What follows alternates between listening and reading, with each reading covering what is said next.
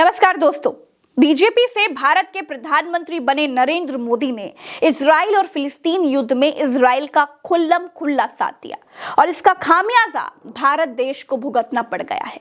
अरब देश भारत से नाराज बताए जा रहे हैं। बहुत सारे जानकार ये कहते हैं कि कतर में जिन 8 भारतीयों को मौत की सजा दी गई है उसका सीधा संबंध इजराइल पर भारत के रुख से भी है। भारत के रुख से खाड़ी के इस्लामिक देशों में असहजता बढ़ी है और भारत के लिए ये चुनौती से कम नहीं है। कतर में 8 भारतीयों को जिस दिन से फांसी की सजा सुनाई गई है उस दिन से भारत में बीजेपी की तरफ से प्रधानमंत्री बने नरेंद्र मोदी अब तक कोई बयान नहीं दे रहे हैं। ट्रंप की तरह कम से कम उन्हें यही कह देना चाहिए था कि कतर को इसका अंजाम भुगतना पड़ेगा या फिर हमारे लोगों को कतर को छोड़ना ही पड़ेगा या फिर जला के राख कर दूंगा। भारत के प्रधानमंत्री की तरफ से अगर कुछ है तो है टोटल सन्नाटा और अब कमान भारत सरकार के विदेश मंत्रालय ने संभाल ली है। दोस्तों, मुझे लगता है कि भारत के प्रधानमंत्री ने इजराइल के पक्ष में बयान देने में बहुत उतावलापन दिखा दिया है। भारत के 5 राज्यों में चुनावों में इसका फायदा लेने के लिए तुरंत इजराइल के पीछे खड़े हो गए। लेकिन विदेश नीति या फिर दुनिया की राजनीति 5 राज्यों के चुनावों से बिल्कुल अलग है। हालांकि भारत के विदेश मंत्रालय ने भारत की विदेश नीति को बीजेपी की विदेश नीति से अलग करते हुए ये कहा है कि भारत फिलिस्तीन के साथ रहने के अपने पुराने स्टैंड पर कायम है। भारत जमीन छीनने वालों के साथ नहीं है। दोस्तों, हमारे देश में सुभाष चंद्र बोस, चंद्रशेखर आजाद जैसे क्रांतिकारी हमारे हीरो थे, हमारे क्रांतिकारी थे, हमारे लिए वो जाबाज सिपाही थे, लेकिन वो अंग्रेजों के लिए आतंकवादी थे।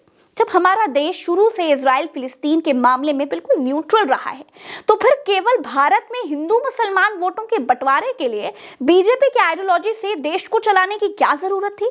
हमास फिलिस्तीन के लिए लड़ रहा है।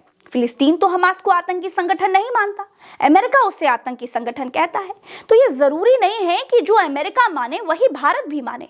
भाई, भारत मानने या फिर ना मानने के लिए बाध्य तो है नहीं। दोस्तों, जब भारत सरकार की विदेश नीति इजराइल और फिलिस्तीन के मामले में बिल्कुल न्यूट्रल रही है तो बीजेपी की विदेश नीति के हिसाब से फूफा बनने का अंजाम 8 भारतीय सैनिक भुगत रहे हैं। बीजेपी की आइडियोलॉजी पर चलकर क्या मिला देश को? कतर ने हमारे 8 नेवी के पूर्व सैनिकों को फांसी की सजा सुना दी। बीच युद्ध में यह फैसला आना यह बताता है कि कतर भारत से नाराज है।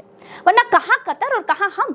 ना तो कतर से हम कोई बाउंड्री शेयर करते हैं और ना ही हमारा कतर से कोई विवाद है। मामला बहुत शांति से हल हो सकता था, लेकिन बीजेपी की विदेश नीति ने भारत की विदेश नीति को पटरी पर ला दिया है। हमास को अमेरिका ने आतंकी संगठन घोषित कर रखा है, इजराइल ने कर रखा है, अरब देशों ने तो करा नहीं है। अमेरिका के बहुत से साथी देश फिलिस्तीन के साथ आकर खड़े हो गए, इजराइल से अपने संबंध तक तोड़ लिए हैं। गाजा में इजराइल जो नरसंहार कर रहा है वो काबिले बर्दाश्त नहीं है। अमेरिका कुछ बोल नहीं रहा है क्योंकि अमेरिका की नजर गाजा की जमीन पर है। गाजा पर हमला इजराइल नहीं कर रहा है, अमेरिका कर रहा है। सैनिक इजराइल के हैं और हथियार अमेरिका के हैं। आज नहीं तो कल अमेरिका गाजा को अपने नियंत्रण में ले ही लेगा। होना तो ये चाहिए था दोस्तों कि गाजा को फिलिस्तीन के नियंत्रण में देना चाहिए था, लेकिन ऐसा अमेरिका चाहेगा नहीं। युद्ध में अरबों डॉलर जमीन दान देने के लिए थोड़ी ना फूंक रहा होगा। दोस्तों, अमेरिका और इजराइल के अधिकारी गाजा पट्टी के भविष्य को लेकर बातचीत करने लगे हैं। अमेरिका के विदेश मंत्री एंटनी ब्लिंकन ने संसद में बताया है कि गाजा में पुराने ढांचे पर वापस नहीं लौट सकते। जब हमास गाजा पर शासन करता था, इजराइल भी गाजा पर कंट्रोल नहीं कर सकता है। ऐसे में हम दूसरे देशों के साथ मिलकर दूसरी संभावनाओं पर विचार कर रहे हैं। अब दोस्तों, मसला ये हो गया है कि इजराइल गाजा पर कब्जा करेगा तो अरब देश फिर से हमास को खड़ा करेंगे, फिर से अपनी जमीन छीनने के लिए संघर्ष होगा। इजराइल पर गाजा में नरसंहार करने के और कब्जा करने के आरोप भी लगेंगे।